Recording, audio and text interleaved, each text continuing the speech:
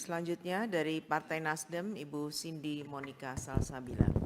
Baik, Assalamualaikum warahmatullahi wabarakatuh. Yang terhormat pimpinan Komisi 4 beserta rekan-rekan anggota Komisi 4, yang terhormat kepada Bapak Menteri KKP beserta jajaran. Ada beberapa pandangan dari fraksi Nasdem. Yang pertama melanjuti yang sudah disampaikan oleh Pak Sony mengenai tadi bantuan alat penangkapan ikan. Pada tahun 2024 kita membagikan 11.000 unit yang hanya dialokasikan itu sekitar 1,3 juta. Di mana kita tahu harga pasar itu 5-10 juta, Pak. Nah, kami dapat laporan di Banten itu BPK menemukan 15% bantuan itu tidak tersalur sampai ke nelayan aktif, dan di Sumatera Barat nelayan juga mengeluh bantuan mesin kapal sebesar 1.100 unit itu tidak merata, hanya 50 unit yang sampai ke nelayan. Nah, apakah KKP sudah melakukan pemetaan kebutuhan real daerah sebelum menetapkan volume bantuan ini, dan apabila ada indikasi permainan dalam kasus ini, tentu kita harus mengusut ini secara tegas untuk dibawa ke ranah hukum. Lalu yang kedua mengenai proyek berbasis pinjaman luar negeri, PHLN KKP, ada beberapa case yang kami catat. Yang pertama adalah realisasi Ocean for Prosperity di Papua dan NTT yang hanya masih 45% dari progres. Lalu yang kedua ada proyek Eco Fishing Port di Sumatera Barat yang karena desainnya itu tidak sesuai dengan kondisi geografis, jadi ini masih belum terrealisasikan. Ada juga fishing ports di Banten yang terkendala karena sengketa lahan.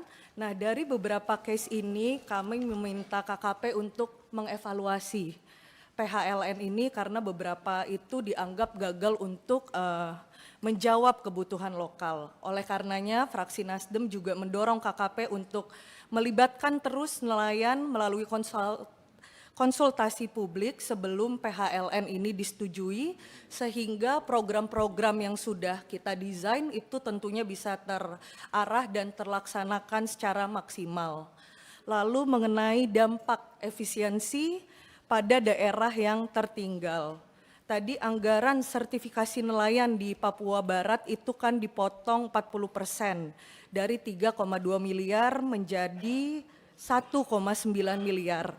Padahal kita tahu hanya 12% dari 28.000 nelayan di Papua Barat yang sudah tersertifikasi. Ini menurut data dari Dinas Perikanan.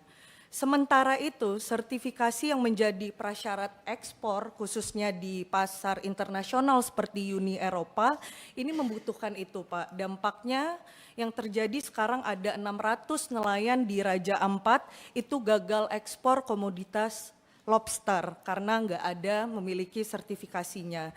Dan marak juga di situ yang namanya sertifikasi abal-abal. Tarifnya 2,5 juta, Pak, biar dapat sertifikasinya.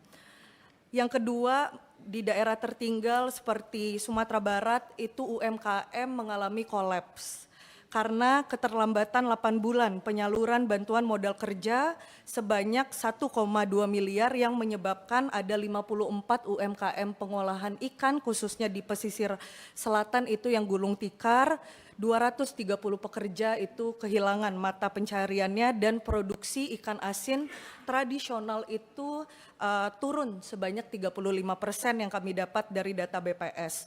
Untuk itu bagaimana KKP mendorong nelayan-nelayan lokal ini untuk segera tersertifikasi dan berdaya saing?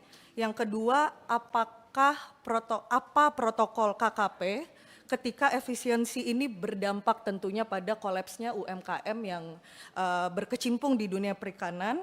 Dan yang ketiga adalah parameter apa yang digunakan untuk memastikan pembangunan ini merata? Karena masih ada disparitas antara Jawa dan luar Jawa yang kami lihat ini meningkat 7% dalam 3 tahun terakhir. Mungkin sekian yang dapat kami sampaikan dari fraksi Nasdem. Terima kasih. Assalamualaikum warahmatullahi wabarakatuh.